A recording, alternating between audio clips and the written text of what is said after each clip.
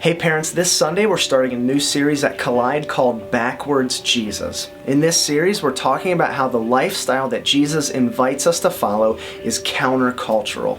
Now, most of the influences in your son or daughter's life are teaching them to follow the crowd, and the crowd, quite simply, is not following the way of Jesus.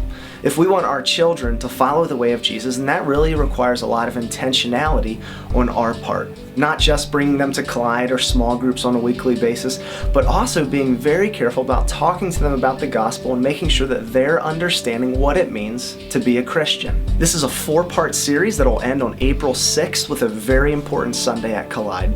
Now this Sunday we're talking about Matthew 5:4, which says, "Blessed are those who mourn, for they will be comforted." And the big idea is that the only way to be truly happy in this life is to learn to first be sad about our sin.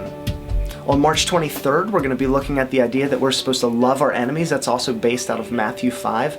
And then in the 2 weeks that follow, we're going to talk about the concept that the first will be last and the last will be first.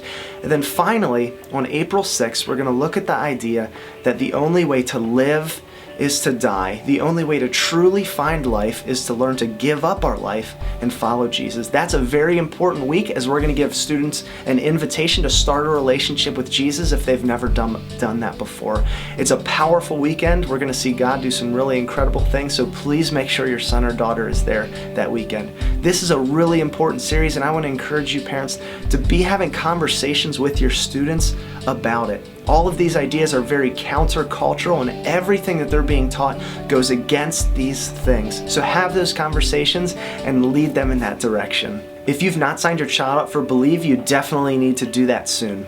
Every year I talk to tons of students who say that Believe was one of the highlights of their year and the time in their spiritual life when they grew closer to Jesus. We're really looking forward to an incredible weekend. We're going to have a blast, and we're going to see God work in some really cool ways. As always, if you have any questions about that, please let us know and we'd be happy to answer your questions.